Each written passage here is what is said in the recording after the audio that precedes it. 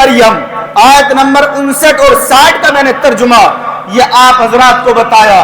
خدائے تبارک و تعالیٰ اس میں ارشاد فرماتا ہے کہ ان کے بعد کچھ ناخلف نااہل ایسے آئے کہ جنہوں نے نمازوں کو ضائع کیا۔ گویا کہ نماز خدائے تبارک و تعالیٰ نے ایمان لانے کے بعد سب سے بڑی عبادت نماز کو قرار دیا۔ میرا رب ارشاد کہیں فرماتا ہے اقیم الصلاۃ، نماز کو قائم کرو۔ کہیں ارشاد فرماتا ہے وَارْكَعُوا مَعَ الرَّاكِعِينَ، رکوع کرنے والوں کے ساتھ رکوع کرو۔ خدائے تبارک و تعالیٰ نے اس آیت کریمہ میں بھی ارشاد فرمایا۔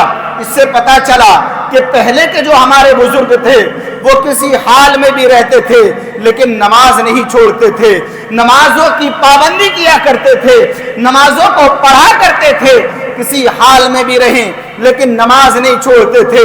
اور آگے ارشاد فرمایا وَاتَّبَعُوا الشَّهَوَاتِ، کہ جنہوں نے اپنی خواہشات کی اتباع کی، مطلب کہ یہ ہے کہ نفس نے جیسا چاہا اس میں ڈھل گئے۔ نفس نے اگر کہا کہ تو یہ گناہ کی طرف قدم بڑھا، وہ انسان ہے کہ نفس کی پیروی میں اس گناہ کی طرف قدم بڑھانے لگا۔ شیطان اس کو بہکانے لگا کہ نماز پڑھنے کے بعد تجھے کیا ملے گا، یہ بندہ ہے کہ گھر کے اندر سوتا رہا، نماز پڑھنے کے لیے اتنی فرصت نہ ملی کہ خدا کی بارگاہ میں 2 سجدے کر لیتا، خدا کی بارگاہ میں اپنی پیشانی کو جھکا لیتا۔ اللہ اکبر کبیرہ، خدا کی عبادت چھوڑ کر کے دنیا کے اندر کامیابی تلاش کرنا، یہ گویا کہ ایسا ہی ہے کہ ہم اور آپ بنا ہتھیار کے میدان کارساز میں جائیں اور اپنے آپ کو یہ سمجھے کہ ہم کامیاب ہو جائیں گے۔ کامیابی اور کامرانی مسلمان کے لیے سب سے پہلے اللہ کی بارگاہ میں اپنی پیشانی کو جھکا دینا ہے۔ آج ہمارا اور آپ کا حال یہ ہے کہ ہم اور آپ اپنے آپ کو مسلمان کہلاتے ہیں لیکن نماز نہیں پڑھتے۔ اللہ کے نبی صلی اللہ علیہ وسلم نے ارشاد فرمایا قیامت کے دن سب سے پہلا سوال جس چیز کے تعلق سے ہوگا وہ نماز ہے۔ خدا تبارک و تعالیٰ قیامت کے دن تم سے یہ نہیں پوچھے گا کہ یہ بتا کہ تو نے پیسہ کتنا کمایا، یہ نہیں پوچھے گا کہ تو نے گھر کتنے بنائے دنیا کے اندر۔ تمہارا پیدا کرنے والا خدا تم سے یہ نہیں پوچھے گا کہ تم نے کتنے اور لوگوں کے لیے اچھا کیا، بلکہ خدا تبارک و تعالیٰ سب سے پہلے میدان حشر میں سوال کرے گا تو وہ نماز سے متعلق کرے گا۔ خدا تبارک و تعالیٰ نماز سے متعلق پہلا سوال قیامت کے دن کرے گا۔ اللہ کے نبی نے ارشاد فرمایا جس کی نمازوں کا حال اچھا ہے بعد کے سارے سوالات اس کے لیے آسان ہو جائیں گے، بعد کا حساب اس کے لیے بہت ایزی ہو جائے گا، بہت آسان ہو جائے گا۔ لیکن جس کے پاس نمازیں ہی نہیں اس بندے مومن کو رسوائی کے سوا کچھ اور ہاتھ نہیں آئے گا۔ اللہ اکبر کبیرہ۔ اور سنو، حضرت عمر فاروق رضی اللہ تعالی عنہ ہیں، حضرت عمر فاروق کہتے ہیں کہ جس نے نماز کو چھوڑ دیا دین میں اس کا کوئی حصہ نہیں ہے، دین میں اس کا کوئی حصہ نہیں جس نے نماز کو چھوڑ دیا۔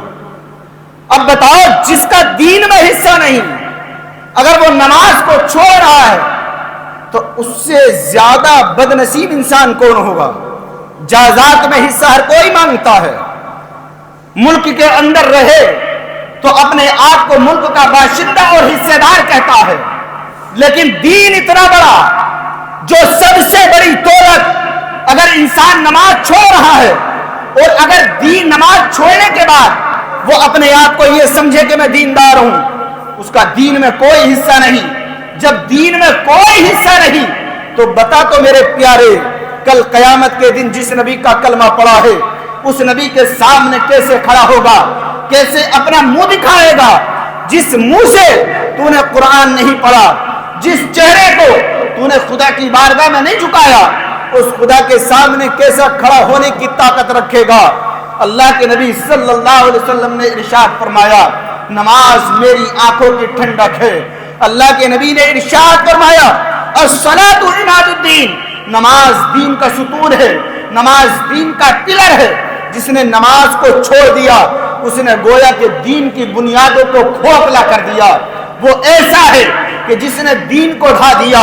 مسلمان کسی بھی حال میں رہے لیکن مسلمان نماز نہیں چھوڑتا ہے۔ اب سنو، جنتی جنت میں چلے جائیں گے، جہنمی جہنم میں چلے جائیں گے۔ فیصلہ ہو گیا، نہ جنتی جہنم میں جائیں گے، اس کے بعد میں جب فیصلہ ہو جائے گا، اور نہ جہنم سے نکال کر ان کو جنت میں ڈالا جائے گا۔ قرآن کی آیت ہے قالوا ما سلککم فی سقر قالوا لم نک من المصلین۔ جنتی جہنمیوں سے کہیں گے کہ اے جہنمیوں، آج تم جو جہنم میں جل رہے ہو، کون سا گناہ تم نے ایسا کیا تھا کہ جس کی بنیاد پر تمہیں جہنم میں ڈالا گیا؟ دنیا کے اندر کون سا ایسا عمل کیا جس کی بنیاد پر جہنم کے اندر تم کو ڈالا گیا؟ تو وہ کہیں گے قالوا لم نک من المصلین، اے جنتیوں تم جنت کے مزے لے رہے ہو۔ لم نک من المصلین، ہم دنیا کے اندر نماز نہیں پڑھتے تھے۔ وہ جہنم میں کہیں گے تم ہم سے جہنم میں آنے کا سبب پوچھ رہے ہو؟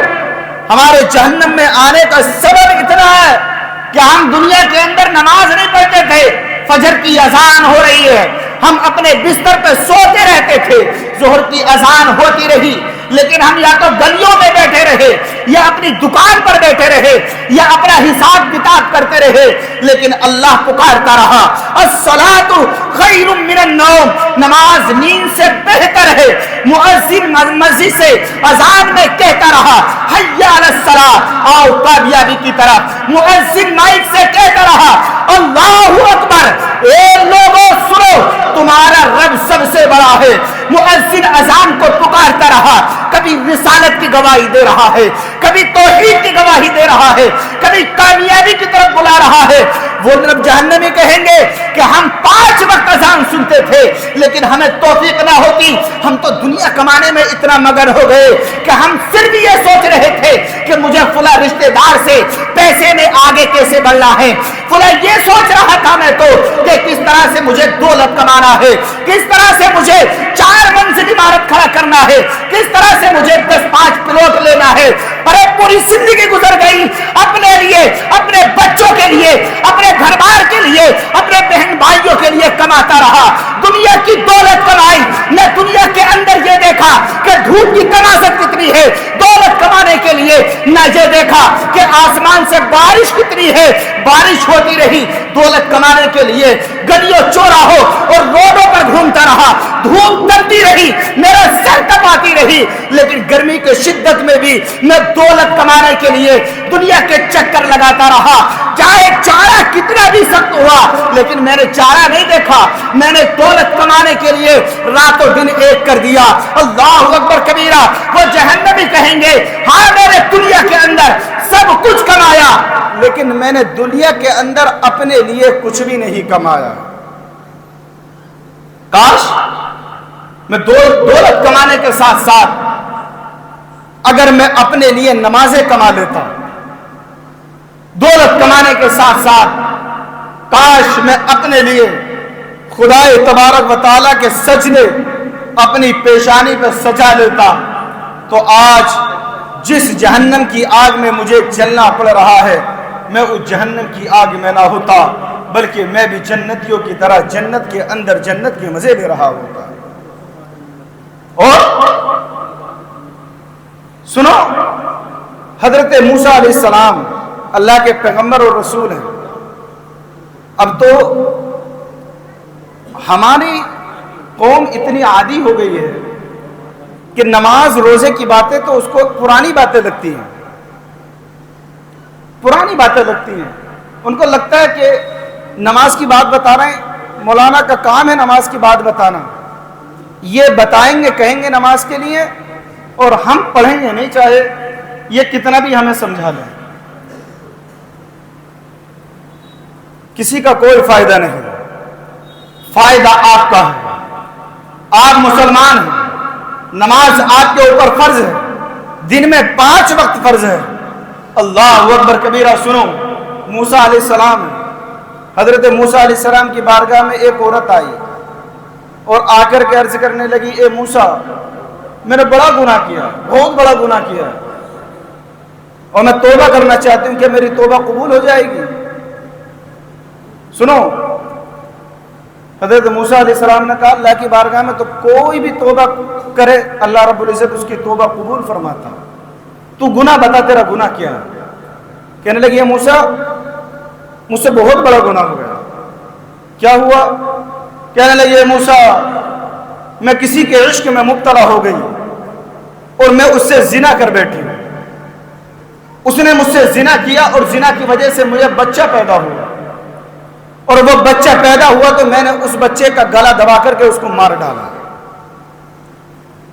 हजरत मूसा अलैहिस्सलाम चराग में आ गए। कहा, बदबख्त औरत, अपने चेहरे को लेकर के यहां से फौरन चली जा, कहीं ऐसा ना हो तेरी वजह से इस बस्ती के ऊपर अजाब आ जाए, कहीं ऐसा ना हो कि तेरी नहूसत की बुनियाद पर खुदा के अजाब में हम भी गिरफ्तार हो जाए। हजरत मूसा अलैहिस्सलाम ने कहा, ए औरत, तू चली जा, एक तो तूने इश्क किया नाजायज और हराम, वो एक गुनाह है, उस गुनाह के बाद में तूने जिना किया, ये कितना बड़ा गुनाह है। जिना करने के बाद अगर बच्चा तेरे शिकम के अंदर ठहर गया और बच्चे की पैदाइश हो गई, तूने बच्चे को गला दबा करके मार दिया, तू एक ही अमल की बुनियाद पर जानिया भी है, कातिला भी है, बदकारा भी है, फाहिशा भी है, इतने गुनाह तूने कर बैठी है। अपनी सूरत को लेकर के यहां से चली जा, कहीं ऐसा ना हो खुदा का अजाब आ जाए। अल्लाहु अकबर कबीरा। वो औरत हजरत मूसा अलैहिस्सलाम की बारगाह से उठी और उठने के बाद वो चली जाती है। चली जाने के बाद हजरत मूसा अलैहिस्सलाम की बारगाह में हजरत जिब्राईल अमी तशरीफ लाते हैं। हजरत जिब्राईल अमी ने इरशाद फरमाया, ए मूसा, क्या तुम जानना चाहते हो कि इससे भी ज्यादा नहूसत वाला, इससे भी ज्यादा बदकार, इससे भी ज्यादा गलत इंसान कौन है? हजरत मूसा ने इरशाद फरमाया, बताओ कौन है? हजरत जिब्रील अर्ज करते हैं, ए मूसा, इस औरत ने जो गुनाह किया है, सुन लो, खुदा ने इसे माफ फरमा दिया है, लेकिन इससे ज्यादा गंदा शख्स वो है जो खुदा की बारगाह में नमाज नहीं पढ़ता। इससे ज्यादा बदकार वो है जो अल्लाह की इबादत नहीं करता। अरे जो खुदा की इबादत नहीं करता, वो दुनिया के अंदर ना तो दुनिया का होगा, ना खुदा का होगा, ना दुनिया उसको मिलेगी, ना आखिरत उसको मिलेगी, ना दीन उसको मिलेगा, ना दुनिया उसको मिलेगी। इसलिए कि नमाज ये सबसे पहले मुसलमान पर फर्ज है। अंदाजा लगाओ कितना बड़ा जुर्म अजीम है, गुनाह अजीम है कि बंदा गुनाह नमाज छोड़ रहा है तो अल्लाह रब्बुल इज्जत उसको इतने बड़े उसमें मुब्तला कर रहा है। इसलिए मेरे अजीज सुन्नी गयूर मुसलमानों, आप अल्लाह के नेक बंदे हो। नेक आपके पास ईमान है जो आपके सीनों में है, सबसे बड़ी दौलत है ईमान। अगर ईमान है तो आप जब तक जिंदा रहो अल्लाह रब्बुल इज्जत की बारगाह में आप तौबा करो और नमाज की पाबंदी करना शुरू कर दो। खुदा तबारक व तआला हम और आपको नमाज पढ़ने की तौफीक अता फरमाए, अपनी बारगाह पे सजदे करने